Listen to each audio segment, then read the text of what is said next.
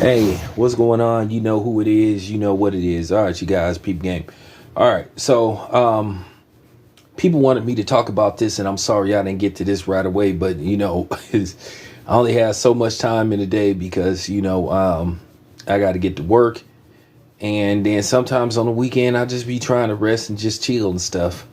But nevertheless, I found this very interesting. This doesn't surprise me, but it makes you start asking questions and start going, this seems to happen a lot. And it seems to be a issue with people like me that look like me having particular ownership of certain entities. Now, a conversation surfaced of a phone call, and that just goes to show you that it'd be more to this stuff than what meets the eye. You wonder, is the government keeping files on certain celebrities, and particularly black celebrities, which that was proven to be true via J. Edgar Hoover, aka the biggest self-hating sellout in the history of, well, we'll leave that alone. But nevertheless, there was a conversation that surfaced. Michael Jackson having a conversation with his business partner. And basically, Michael Jackson at the time, back in the early 2000s, he was interested in purchasing Marvel Comics. And it's kind of funny, the same thing that's going on with Marvel Comics now. Michael Jackson had the same vision as far as theme parks, licensing, movies, television, and all that stuff. And as you know, Marvel Comics eventually was sold to Disney. But Michael Jackson talked about this way back in the early 2000s. And then it's kind of funny, you started hearing all this kind of stuff about Michael Jackson. Then all these, allegations started coming up about Michael Jackson, these fake lawsuits and all this stuff. Just as the same as when Bill Cosby was interested in purchasing NBC. This doesn't surprise me, and we all know what happened to Michael Jackson. Michael Jackson mysteriously eventually ended up deceased.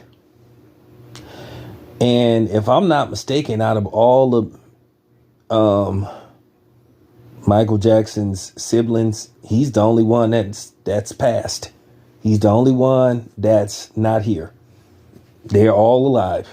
Jackie, Reby, Tito, Marlon, Randy, Jermaine, and they all seem to be doing relatively well. Even no talent LaToya. But Michael Jackson is the only one who isn't here. And we all know there was something strange surrounding, Michael Jackson's passing. So, with that being said,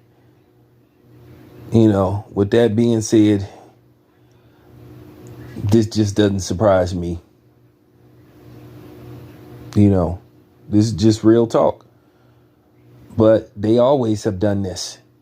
Keep in mind, James Brown, Sam Cooke, and somebody else wanted to start their own record label and control their publishing and their reels and all their masters and all that kind of stuff. And we all know what happened with Sam Cooke. He mysteriously ended up getting shot and his life taken. So there is a fear of black people having that kind of power. Michael Jackson gets hold of Marvel Comics. Who knows what happens? And it's kind of funny when you hear the conversation, exactly what his vision was is what's going on now. Films, television shows, merchandising, theme parks, etc., etc. And I guess people freaked out about what that could potentially lead to. Michael Jackson, a black man, having that type of power and that type of control. Michael Jackson, if he had pulled that off, and basically what happened with Marble, even though Marble is slipping by the waistline, Michael Jackson would have been a very, very, very wealthy man. So that's all I got to say about that. You know, the timing is rather interesting when all this happened. You know, and it was very hard for Michael Jackson to shake those allegations. And I will say this once again. Michael Jackson was investigated pre and post death, and the feds couldn't find anything. Okay.